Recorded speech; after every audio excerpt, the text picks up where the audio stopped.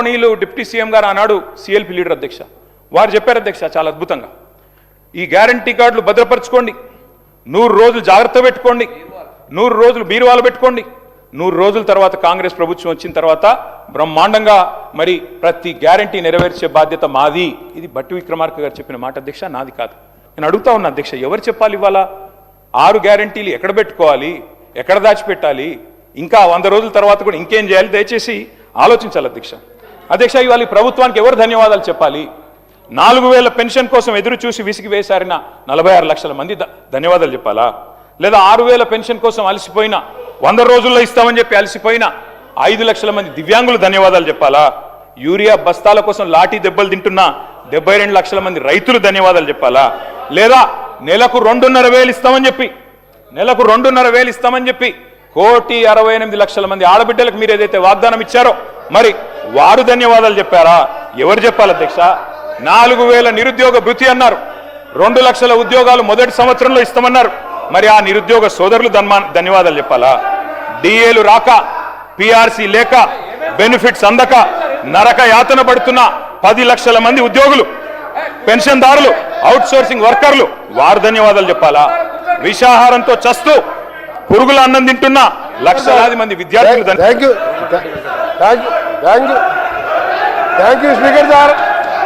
speaker sir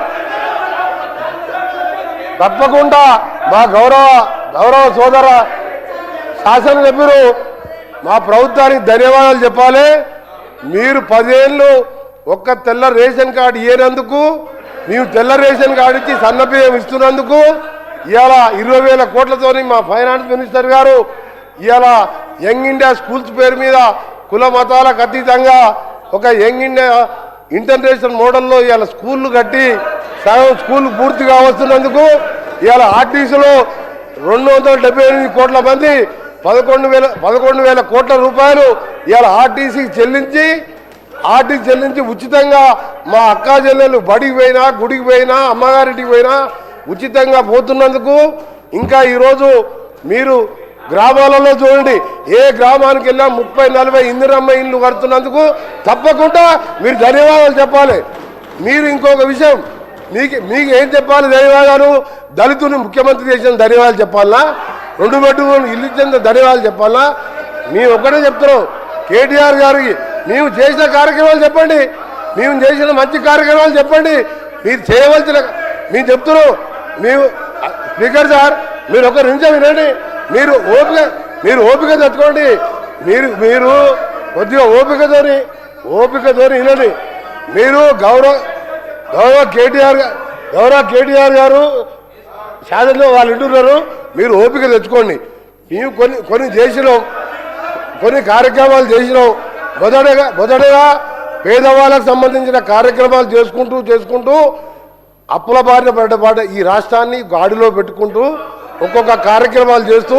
మీరు మొదలుపెట్టి reservoir కట్టిండు ల్యాండ్ ఎక్విజిషన్ లేదు ప్రాజెక్ట్ లేవు నీళ్లు లేవు లక్షల కోట్లు అప్పు చేసాను అవన్నీ కూడా సెట్ చేసుకుంటూ ఈ 2.5 సంవత్సరాల్లో 3,25,000 కోట్ల అప్పులు మీరు చేసిన దాన్ని బాకీలు కట్టి ఓ రాష్ట్రాన్ని గాడిలో పెడుతున్న సందర్భంలో తప్పకుండా మీరు ధన్యవాదాలు చెప్పాలి ప్రజలను మోసం చేసేందుకు మీరు క్షమాపణ చెప్పాలి మీరు